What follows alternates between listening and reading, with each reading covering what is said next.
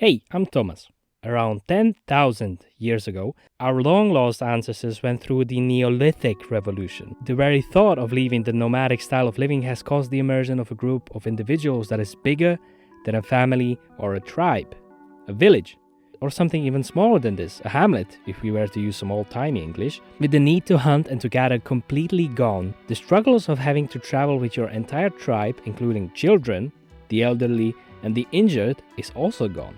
Humans now have more opportunity to produce multiple offspring without having to physically carry them around all the time, while the elderly and the injured can get more of the rest they would need.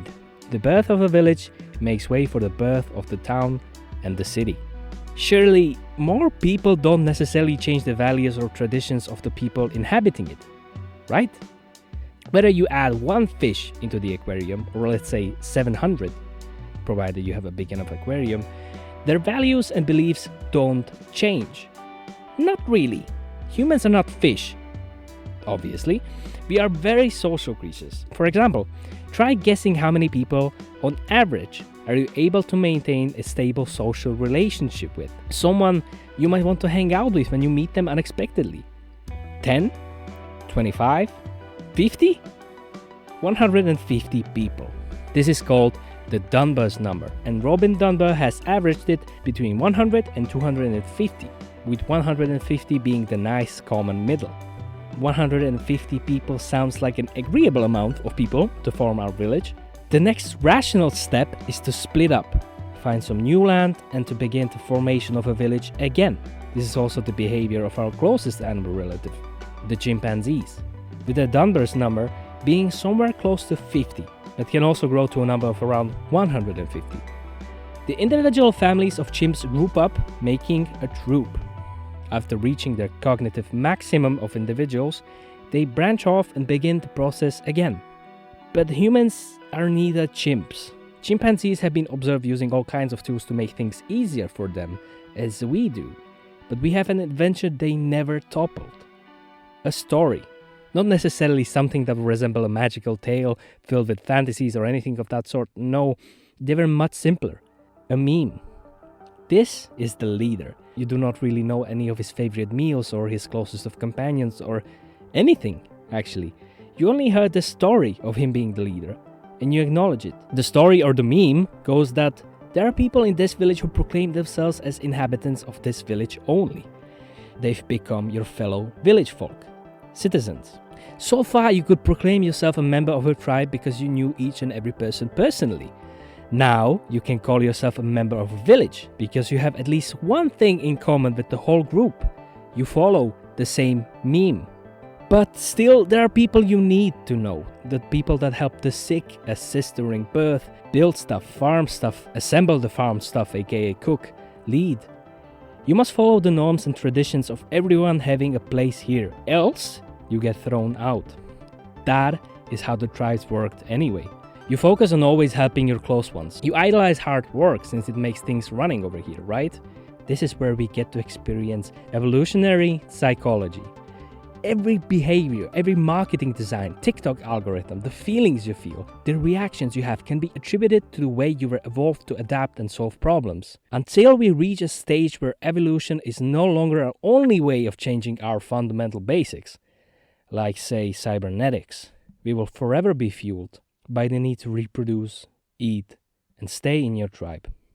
What else is there to achieve than to remain alive? Whoa!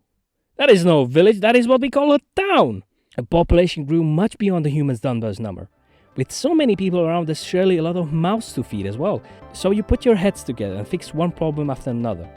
You colonize other pastures, not out of your inability to cognitively register so many people in one place, no, but because the physical and, well, natural properties of the land you live on can't sustain that many people. This is exactly what the Greeks did. You can see the patterns that will emerge from this going deeper into the history of cities and villages.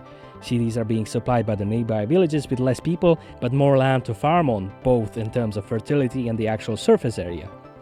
Meanwhile, the villages are being supplied with manufactured goods, tools, protection, and also the opportunity for formal education. We can go further than that. Cities might themselves be well supplied with their own agriculture, but are lacking in sources like iron, wool, coal, wood, with new settlements having their values stemming from work associated with that respective craft, being hardy as a miner or calm and focused as a fisherman.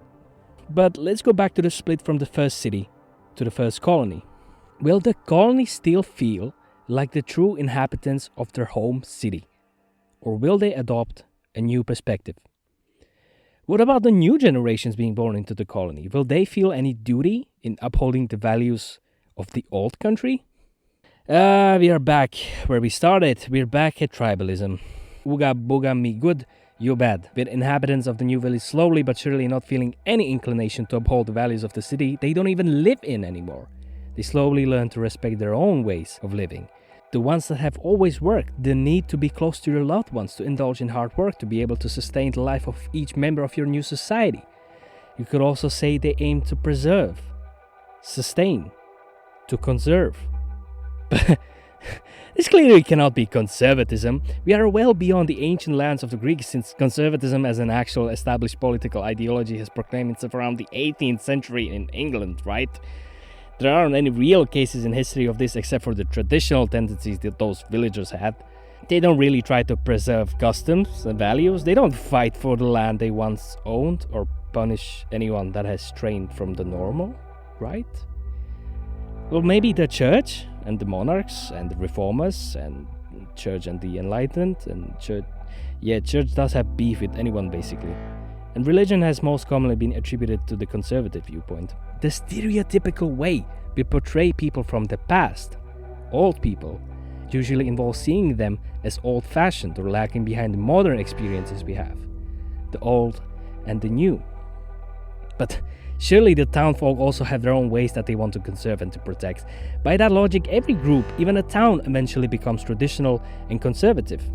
As opposed to the village, a town or city needs to solve problems perpetually, at least in a way bigger scale than their settlements. Sewage systems, defensive measures, education, healthcare, recreation. The lack of progress and innovation is a means to an end for the city. But for so many people to grow and to prosper, you must do the same thing you once did before that the chimps couldn't. You invent. Same with stories. You unshackle yourself from the norms and the values you once had in order to evolve either as a society or even a species. You must be liberated of old traditions in order to progress. Embrace the freedom of an individual so he can help progress the society as a whole. You escape. You free yourself. You liberate. That can't be liberalism. That idea has emerged around the 17th or the 18th century with all the revolutions going around. Have you seen a medieval town going liberal? Nonsense. They surely didn't progress in any forms of art. Education didn't register any improvement. The citizens surely didn't try to perpetuate the fight for the right for private property or freedom of thought. Heck, religion surely won't undergo some kind of reform. The town or the city has separated from the village morally, ideologically, maybe even culturally. I'm sure you've noticed some issues in logic here. Not all villages eventually became towns. Settlements surely don't only grow vertically, they also grow horizontally. Communities with the same values don't undergo the same process over and over and over again until there is no more space for new villages. That would have happened by now. This process has literally been going around for thousands of years. And then again, what's the chance that the entire city has 100% the same values and ideological opinions throughout the population? There are even extremes on both poles, with fanatical Christians in the cities and hyper-progressive activists in the villages, even today. You can have cities and towns represented by conservative politicians, same as you can have a village with a university, like the Cranfield University, located in a village with the same name and a population of approximately 5,000 people. You can even have abominations like centrists living in the suburbs, neither in the town or outside of it. Wait, are your values and political opinions based on where you live? We just acknowledge the fact that there are people living on both ends everywhere. Well, here are the results from the 2024 US presidential election, with the trend being that the more rural the state is, the more conservative vote for the overall result. There's also a correlation between what party has won in a state and how many universities or colleges the city has, based on what sources you use and also by which definition we go along for the universities. San Francisco, Democrat, around 50.